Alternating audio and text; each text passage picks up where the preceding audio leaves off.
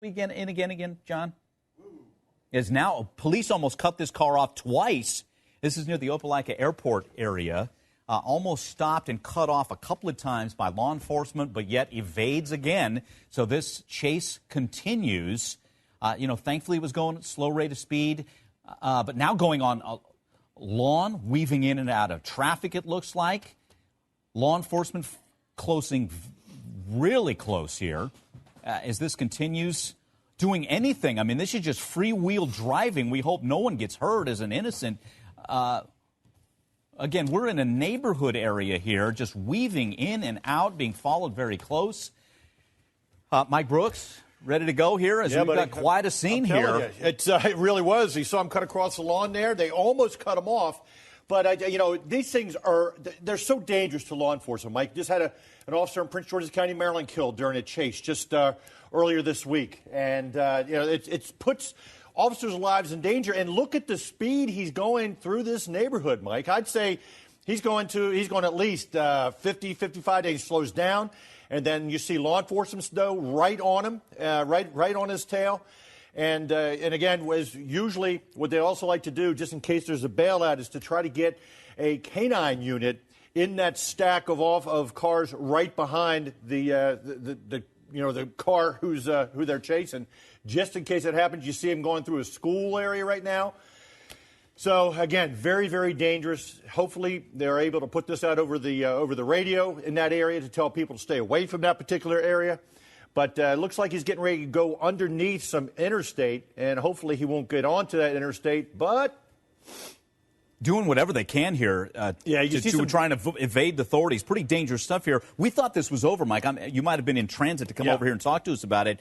This car was hemmed in, banged into I think it was a large truck, backed up, went the wrong way, looked like for a mile or two before finally got on some side streets, and now just some wild driving here, and thankfully at least no one has been hurt, at least at this point. With damage to that right front, but trying to turn around, that may be, he might not be able to get at, he or she, whoever's driving that car, might not be able to get. You've got a cruiser right there, officers getting out. Now he's going to get out and try to bail. He's heading towards the interstate, Mike. That's over the fence. The interstate is right above him. Okay, and this person has just jumped out of its own, his or she, I believe it's a he, jumped out of the car, trying to make a break for it now through some trees.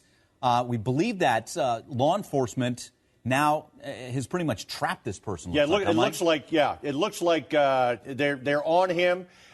Looks like there is that fence, though, Mike. Then they're not going to jump over that fence until they can see his hands to make sure that that he doesn't have a gun, clearing the back of that vehicle to make sure there's not anybody else inside that vehicle that could be of danger to law enforcement. Pulling somebody else out of that vehicle, Mike. Looks like they had him surrounded, right? Okay. Yeah, looks like there was a passenger in the rear passenger compartment. They pulled that person out. Now, where is the perp? Where is that perp? Okay, now it looks like two passengers, guys? Yeah, two passengers. Okay, so one of the two passengers has been trapped, and they've been apprehended by law enforcement. Looks like the driver could still be hiding around these trees. Yeah, is that what you're seeing, Mike? Looks like that officer's going across that. One of that officer who's in that car behind him going across that fence. If I had a canine unit, I'd bring that canine unit out there. But looks like they might. Looks pretty thick underbrush right there off that interstate, Mike. We saw it looked like he had on a light-colored top. Another officer going over there. Looks like they got him. Looks like they got him right there. How aggressive do you want to be in a case like this to put an end to this? You got to be careful because you don't know if that person is armed. You want to make sure that they see their hands, but it looks like they're pulling them out into an area where they can get a good look at them. And it looks like they have gotten the driver, though. The driver didn't go very far. But the bottom line is you want to make sure that driver does not have any kind of weapon. And it's always, let me see your hands, let me see your hands, let me see your hands. And if he's not showing his hands, you have to proceed with the utmost of caution because you always assumed that someone who's running from the police is armed and